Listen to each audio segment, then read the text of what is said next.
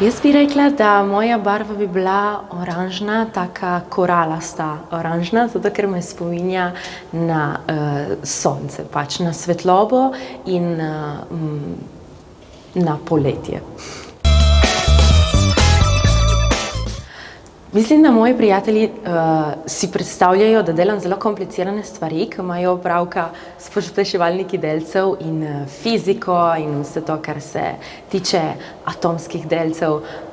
V resnici pa, mislim, ja, se tudi s tem ukvarjam, ampak dosti bolj seveda na netehnični način, ampak na marketinški način in to poskušam predstaviti na čim bolj enostaven način. To se sliši ful komplicirano in tudi je. Na zelo enostaven način obstaja več tipologij pospeševalnikov delcev, nekateri so krožni, nekateri pa so ravni, tem rečemo, da so linearni, dolgi pa so kilometre lahko in naši izdelki na različnih pozicijah teh kilometrskih naprav merijo delce, ki z ogromno hitrostjo se vrtijo znotraj njih.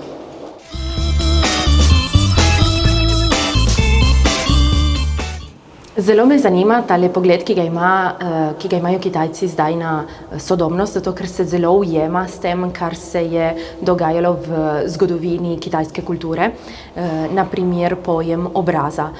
Obraz je treba na vsak način skušati braniti in obdržati in to se nam lahko zdi, da je kar podobno nam, v resnici pa ni, zato ker na Kitajskem je dosti važneje obdržati obraz v družbi. To zaradi tega, ker družba je na prvem mestu, individualizem pa je na drugem.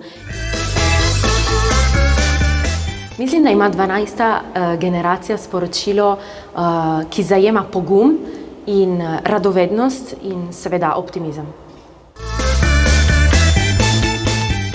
Zelo se adaptiram situaciji. Na primer, če sem v trenutku se pogovarjala po slovensko, bom potem hitro zatem verjetno razmišljala po slovensko, če pa bi se potem pogovarjala z nekom v kitajščini, bi potem hitro zatem razmišljala v kitajščini in tako dalje. Kamorkoli grem, se skušam peljati s kolesom namesto kot z avtom, tako da avto čim manj tikam.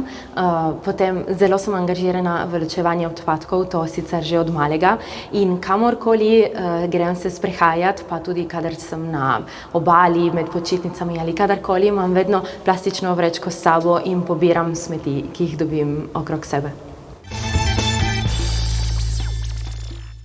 Petra, glede na to, da je pravi strokovnjak v tem, kar dela, bi vprašala, katero vrednoto, ki jo ima med službo, skuša ohraniti tudi v osebnem življenju.